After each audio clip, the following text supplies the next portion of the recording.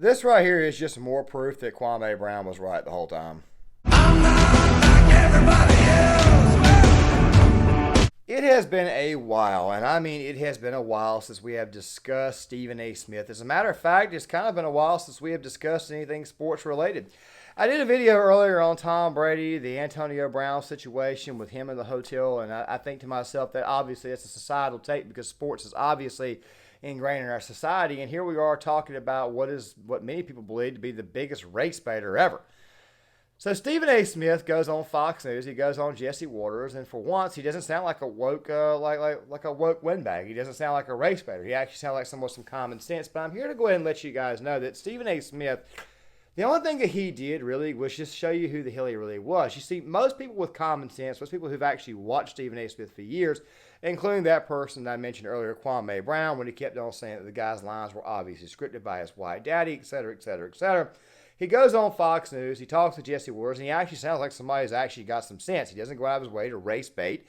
Of course, he did have a couple of bad things to say in this. And before we get to that interview, I've got to go ahead and kind of remind you people, I got to kind of remind everybody who loves Stephen A. Smith that this is who Stephen A. Smith really and truly is. He's not some woke parrot. He's being paid to be woke. He's being paid to be a woke parrot. And even though he's still a bit of a moron, the guy, for the most part, does have some common sense in there. He just chooses not to show it on ESPN, which, by the way, is owned by ABC, which, by the way, is obviously left-leaning. Do you know why Stephen A. Smith went on Fox News and sounded like a guy with common sense? Because he knows that liberals are not going to be watching. He knows that Democrats are not going to be watching anything on Fox News. So he goes over there and he tells them what the hell he really truly thinks. I think I spoke about this a long time ago with Tim Scott. You know, Tim Scott's a bit of a rhino. I've said this on a few occasions. So he says this thing on Twitter. Then he goes on CBS and says the exact opposite because he's on a liberal network where Democrats are actually watching. Mostly Republicans are watching on Fox News. So Stephen A. Smith going up there and sounding like this right here does not surprise me. We should be against an extremely progressive agenda that's calling for people to be released from prison on multiple occasions, that's ignoring a lot of crime that's taking place in the streets. There is no doubt about that. Where I don't vibe with you, Jesse Waters, who I respect, is that when you talk about politicians themselves being innocent, they're not innocent in all of this. A matter of fact, in some instances, the division that exists and has existed for so long has contributed to kind of some of the nonsense that's been taking place in the streets. It doesn't excuse it, doesn't mean it doesn't have to be addressed. Where do we disagree? I feel like we're in agreement on everything. Okay, well, I'm just saying, you said earlier in your great monologue how the politicians themselves were like innocent for crying out loud. No, I'm not saying they're innocent. I didn't say that. Okay. I said they're acting like they're the victims when you call them out for not doing their job. Okay, well, some of them. Well, actually, a lot of them deserve the criticism that they're getting. There is no doubt about that. But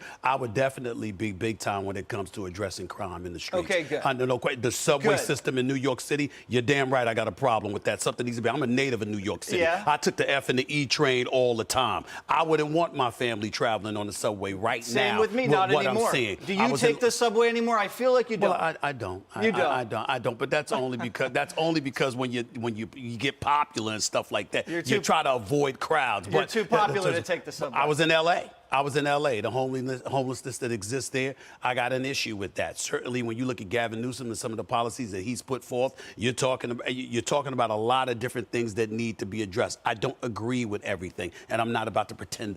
Sounds like a guy with a little bit of common sense, right? Sounds like the complete opposite of what we see on First Take, on Woke Take. Sounds like the exact opposite, correct? By the way, he did have one take here that was completely dumb and completely stupid. But I think that this also goes to prove exactly what I mean when I say that he's not entirely smart. Yes, he sounds like a guy in that earlier stage who has a little bit of common sense. But then he says this crap right here. Bill Maher said about her possibly getting dumped by Joe. Listen. It's very hard to take the nomination away from the president, yeah, that's not going to happen. A sitting president. And what I could see is replacing the vice president, because she's just not very popular anywhere, and it didn't seem to work out. And I don't know. That's been done before on a ticket. I just think she's a bad politician, and I think she's a very bright person. She's bad. Do you think she's bad? I'm not going to go that far. I will say this to you. I think we got to remember the words that he said. He said she wasn't a great politician. He also acknowledged that she's very smart and he believes she's capable, but she's just not doing a great job as a politician. I, believe it or not, I think that she's a highly intelligent woman that unfortunately doesn't have an opportunity to showcase her intelligence. Really? She's got the second biggest job in the country. Well, she hasn't had the opportunity. Can I address that? Please.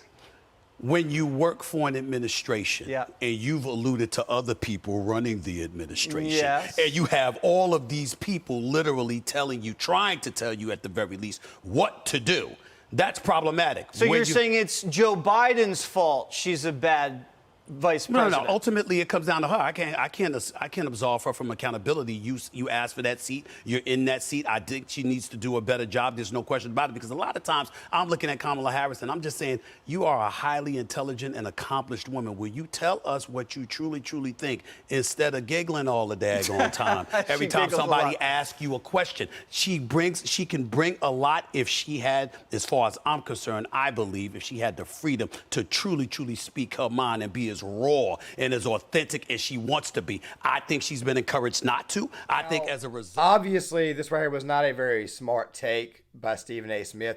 You see, the White House can't put Kamala Harris out there because they know she's a disaster. She's a diversity hire. They did not vet her properly. They did not see how bad she was.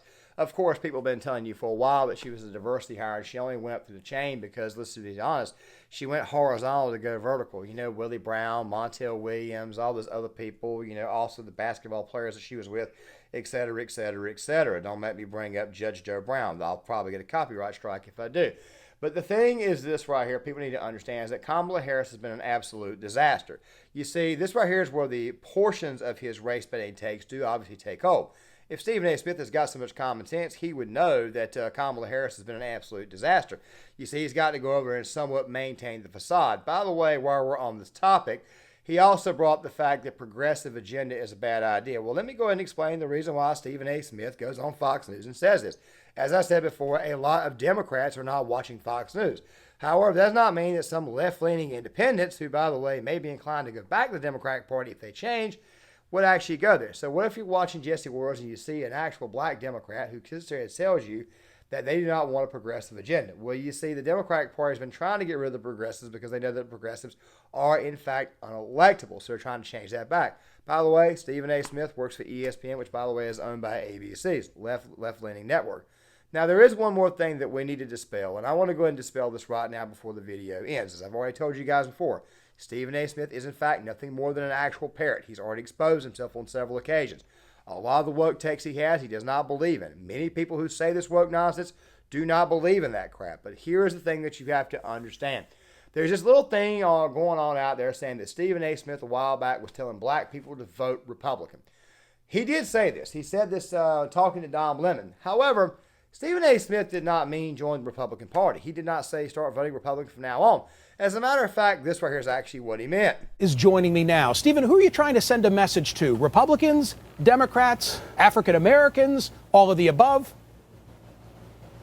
I'd go with all of the above. That sounds about right. But specifically the Democratic Party, from the standpoint that I definitely believe that the black vote has been taken for granted. And primarily the black community is at fault, in my estimation, in that regard, simply because on one hand, we're giving one party our vote because they've successfully gone about the business of convincing our community that the other party, the Republican Party, is completely against the interest of the black community. And as a result, we've been very transparent in our support. We've boarded hook, line, and sinker. We look at the Republican Party. I'm not talking about every single one of us, of course, but vast majority of black Americans look at the Republican Party as the enemy. We look at the Democratic Party, even tacitly, as our support base, and as a result, we are very transparent in our support for them. So because of it, they have a license to take us for granted. The Republican Party has a license to summarily dismiss us because they believe they'll never get our vote anyway. And then we end up finding ourselves devoid of any kind of representation whatsoever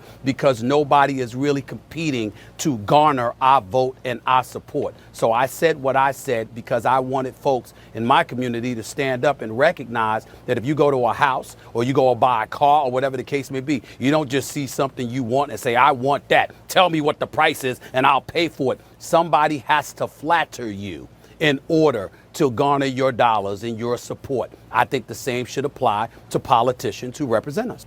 Stephen A. Smith will never, ever, ever in his lifetime vote Republican. Okay, what he will do is he will tell people to vote Republican to stick it to the Democratic Party so that way the Democratic Party can be put on notice. That is not somebody saying that they're going to become a Republican or a conservative someday. That is not what that means. So all you guys out here who are saying that Stephen A. Smith told these people to vote Republican going forward, I think you guys need to stop it, or you need to better interpret what the hell you just heard. That is not what the hell he is talking about. Let me give you an example of what I mean. Let's say this guy I know who's a left-winger, who's a bit of a left-wing populist guy. He's probably a communist or whatnot. He's fed up with the Democratic Party, so what does he do? 2024, he goes out there and he votes for Donald Trump. Why the hell would he do that? To stick it to his own party. That right there is what Stephen A. Smith is talking about. I assure you that those people who do that are still just as loony and just as crazy as any of the other leftoid morons out there. I just figured I'd go ahead and throw that out there, that he does not mean leave and go to the Republican Party. He's saying stick it to the Democratic Party so that way they can fix the party and eventually vote Democrat again. Trust me, Stephen A. Smith is never going to vote Republican. Guys, John Clay, wherever you like the content, hit the like button, subscribe, share the video, sign up in the comment section. I'll see you guys later.